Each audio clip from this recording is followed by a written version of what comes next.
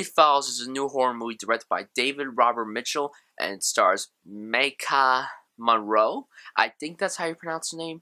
If I'm wrong, I apologize ahead of time. To describe this movie is very convoluted in a way because I don't want to spoil it for any of you guys.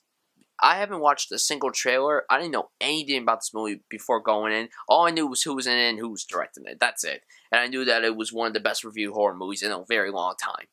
So I was very interested in seeing this movie. And the way to describe this plot is that there's a sexually transmitted disease that causes you to see things, and it basically follows you around. And if you see these things, you are screwed. That may sound stupid. Believe me, after I read the plot synopsis, that's the best way to describe it. That's what it says on IMDb, and it's the best way to describe this movie without spoiling it. It's a weird movie, and I loved it. I thought this movie was great. Now, I know some people have been saying that this movie's a little overrated. Here's the thing. It's not a scary movie, but it is inspired by films like Halloween and Night of the Living Dead because the director stated that he was very inspired by George Romero and John Carpenter, and I could see that in the way that he films this movie. The cinematography is gorgeous. This film was shot very, very well. There are a lot of long takes. The first shot's like a 4-minute long take.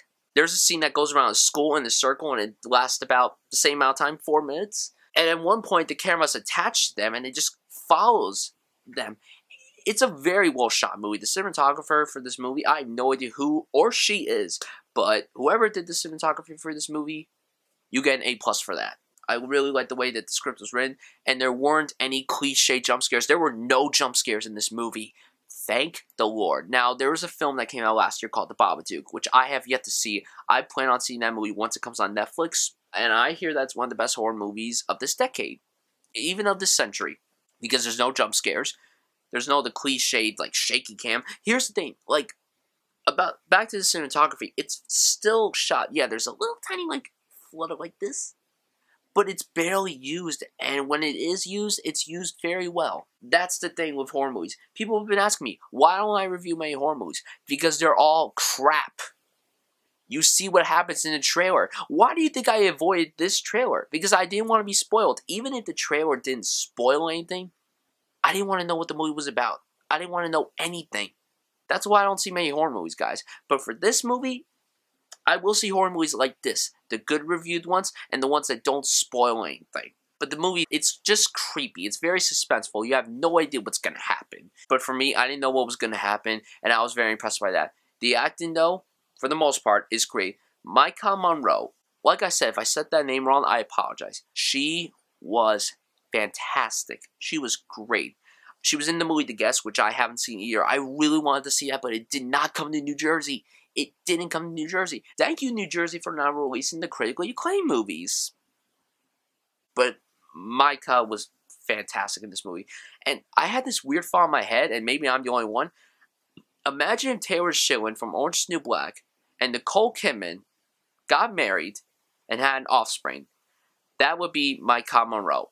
Or maybe it's just me that thinks that. Yeah, I know, you don't have to give me the face. The girls' friends, they were alright. Some of them were good, some of them were okay. But overall, I still loved the movie no matter what. I thought the movie was still great. I really recommend this movie to horror movie lovers. If you guys love the more mainstream, shitty horror movies, I don't know if you'll like this movie, but for those of you like me, movie buffs who love really good horror movies, you'll like this movie, if not, love it. So that's why I'm going to give It Follows an A. I really like the movie a lot. I definitely recommend it to those who love horror movies and those who love movies that pay homage to the 80s. And that's another thing I forgot to mention. This movie pays homage to the 80s movies. Like I said, Halloween and Night of the Living Dead. Actually, Halloween came out in the 70s. I don't know why I'm saying 80s. This movie really messed up my head for 2 hours. But anyway, I still really loved the movie, and I recommend it to you guys. So guys, if you've seen this movie, tell me what you thought of it down below. Are you guys looking forward to seeing it, or do you not care? Just tell me your thoughts on this movie.